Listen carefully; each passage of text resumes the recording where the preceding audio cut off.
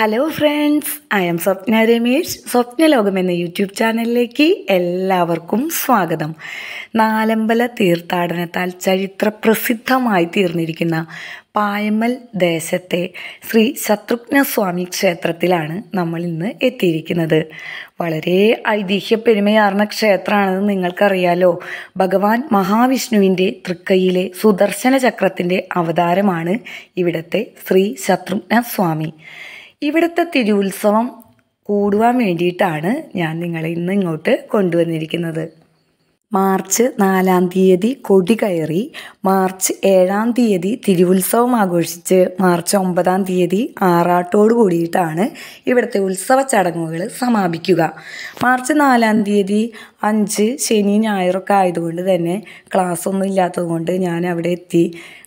അതുപോലെ പറ്റാവുന്ന ചടങ്ങുകളിലൊക്കെ പങ്കെടുത്ത് മടങ്ങുകയാണ് ചെയ്തത്. അപ്പോൾ ഞാൻ അവിടെ ഉള്ള സമയത്തൊക്കെ പിടിച്ച വീഡിയോകളാണ് നിങ്ങൾക്ക് കാണിച്ചു തരുന്നത് കേട്ടോ.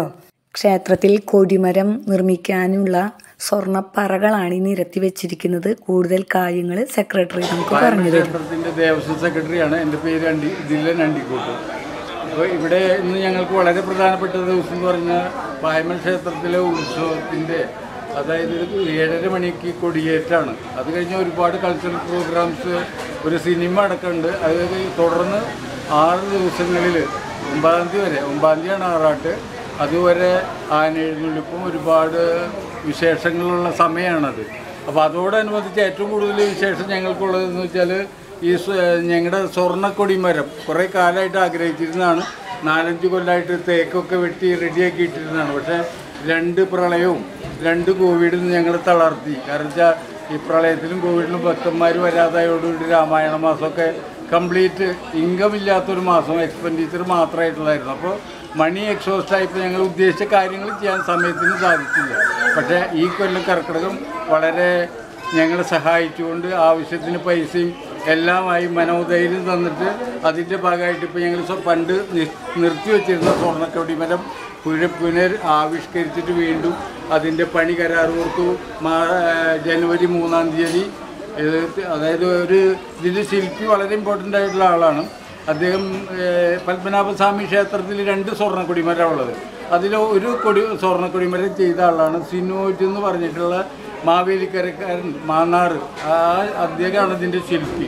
അപ്പോൾ പണി അദ്ദേഹം ഫാസ്റ്റാക്കി ചെയ്ത് ഇത് മുഴുവൻ ഇപ്പോൾ സ്വർണ്ണം അടിക്കാനായിട്ട് സമയം കിട്ടാത്തതുകൊണ്ട് ഒരു സാമ്പിൾ, ഒരു പറ എന്നാണ് പറയുക നമ്മളിതിനെ. ആ പറ സ്വർണ്ണം അടിച്ച് ഇപ്പം ഇന്ന് കൊണ്ടുവന്ന കാലത്ത് 9 മണിക്ക്.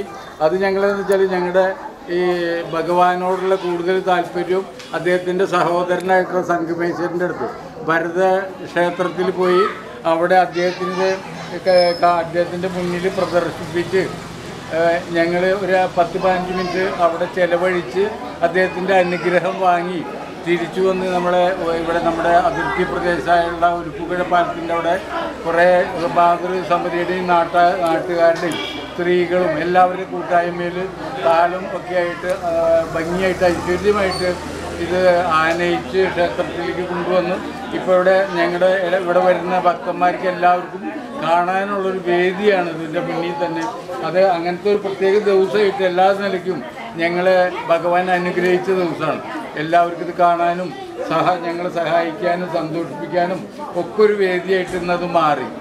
ഇനി വീണ്ടും ശക്തിപ്പെടുന്ന ഭഗവാന്റെ അനുഗ്രഹം ഉണ്ടായിട്ട് ഇനി തുടർന്നും ഈ കൊടിമരമൊക്കെ പൂർണ്ണമാവാനും മറ്റു നിർത്തിവെച്ച പ്രോജക്റ്റുകളൊക്കെ തുടരാനും അവസരം ഉണ്ടാവട്ടെ എന്ന് പ്രാർത്ഥിച്ചുകൊണ്ട് ഒരുപാട് നന്ദി. ശത്രുഘ്നൻ്റെ നാമത്തിൽ. സ്വർണ്ണ കൊടിമര നിർമ്മാണത്തെക്കുറിച്ച് സെക്രട്ടറി പറഞ്ഞുവല്ലോ. പക്ഷേ ഇപ്രാവശ്യം ഉത്സവത്തിന് ഇവിടെ താൽക്കാലികമായി നിർമ്മിക്കുന്ന കൊടിമരമാണ് ഈ കുഴിയിൽ സ്ഥാപിക്കുക. ഇനി നമുക്ക് ആ ചടങ്ങുകളൊന്ന് കണ്ടു നോക്കാം. ഇതാണ് കൊടിമരത്തിനായി തയ്യാറാക്കി വെച്ചിരിക്കുന്ന അടയ്ക്കാമരം, അതായത് കവുങ്ങിൻ തടി.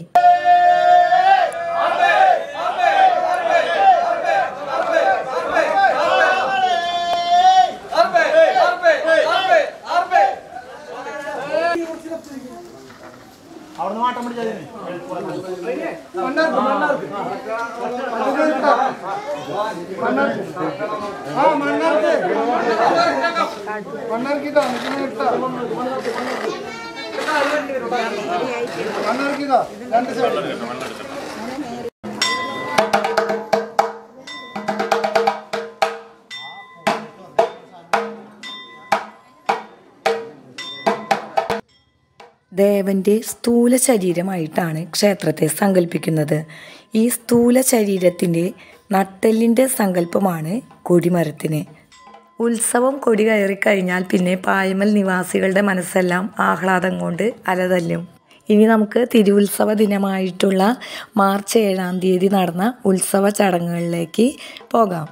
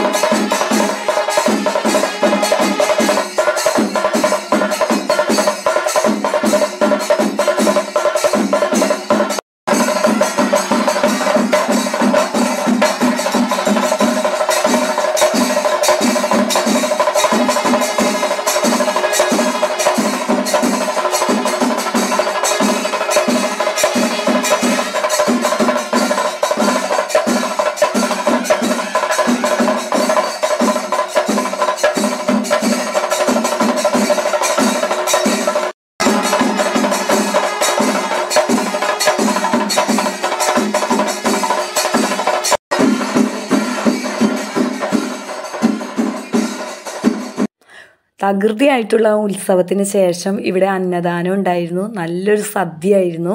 ഈ സദ്യയൊക്കെ വിളമ്പിയിരുന്നത് ശത്രുഘ്ന സേവാ മാതൃസമിതി അംഗങ്ങളായിരുന്നു. ഈ മാതൃസമിതിയുടെ തിരുവാതിരക്കളി കഴിഞ്ഞ ദിവസം ഉണ്ടായിരുന്നു. എനിക്ക് കാണാനായിട്ട് സാധിച്ചിരുന്നില്ല.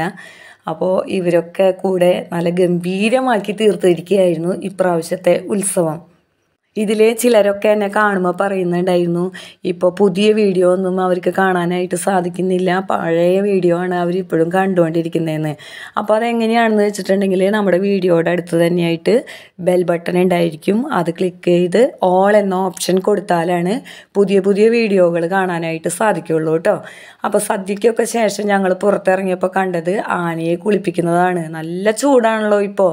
അപ്പോൾ പാപ്പാനത് തേച്ചൊരച്ചൊക്കെ ആനയെ കുളിപ്പിക്കുന്നത്. ആനയ്ക്കാണെങ്കിൽ എന്താ ആന ശ്രദ്ധിക്കുന്നതെന്ന് വിചാരിച്ചാൽ അകലെയായിട്ട് വെച്ചിരിക്കുന്ന ഒരു പാത്രത്തിൽ വെള്ളം ആന കാണുന്നുണ്ട്. അപ്പം അത് തുമ്പിക്കൈ നീട്ടിയും കഴിഞ്ഞ് അതിൽ നിന്ന് വെള്ളം എടുത്ത് സ്വയവും കുളിക്കാനായിട്ട് നോക്കുന്നുണ്ട് കേട്ടോ. നല്ല കാഴ്ചയായിരുന്നു അതൊക്കെ കാണാനായിട്ട്. നല്ല ചൂടല്ലേ. ഒരുപാട് ക്ഷേത്രവിശേഷങ്ങൾ ഞാൻ എൻ്റെ വീഡിയോയിലൂടെ കാണിച്ചിട്ടുണ്ടെങ്കിലും പായമൽ ക്ഷേത്രത്തിലെ വിശേഷങ്ങൾ എത്ര കാണിച്ചാലും എനിക്ക് മതി വരില്ല. എൻ്റെ സ്വന്തം നാടാണല്ലോ. ശത്രുഘ്നദേവൻ്റെ ആ ഒരു അനുഗ്രഹവും അതുപോലെ തന്നെ ഇവിടുത്തെ ആൾക്കാരുടെ ഒരു സ്നേഹമൊക്കെ എത്ര പറഞ്ഞാലും മതിയാവില്ല. ഇന്ന് പകൽ ഉത്സവം കഴിഞ്ഞെങ്കിലും രാത്രിയും ഉത്സവമുണ്ട്. അതുപോലെ തന്നെ ഉത്സവ പിറ്റേന്ന് പള്ളിവേട്ടയുണ്ട്. അതിന് പിറ്റേന്ന്, അതായത് ഇന്നാണ് അവിടെ ആറാട്ട് നടക്കുന്നത്. ആറാട്ട് രാവിലെ തന്നെ തുടങ്ങുന്ന ചടങ്ങുകളാണ്. അതൊക്കെ കാണാനായിട്ട് നല്ല ആഗ്രഹമുണ്ടെങ്കിലും പോകാനായിട്ട് സാധിച്ചില്ല. ഇന്ന് വൈകുന്നേരം അവിടെ നാടൻ പാട്ടുണ്ട്. വളരെ മനോഹരമായിട്ടുള്ള നാടൻ പാട്ടായിരിക്കും അതെന്നറിയാം. അതുകൊണ്ട് തന്നെ ഇന്ന് എന്തായാലും അങ്ങോട്ട് പോകുന്നുണ്ട്.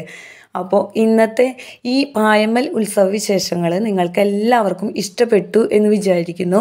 ഇഷ്ടപ്പെട്ടാൽ നിങ്ങൾ ലൈക്ക് ചെയ്യാനും കമൻറ്റ് ചെയ്യാനും സബ്സ്ക്രൈബ് ചെയ്യാനും മറക്കരുത്. ഇനി മറ്റു ചില വിശേഷങ്ങളുമായി നമുക്ക് അടുത്ത വീഡിയോയിൽ കാണാം.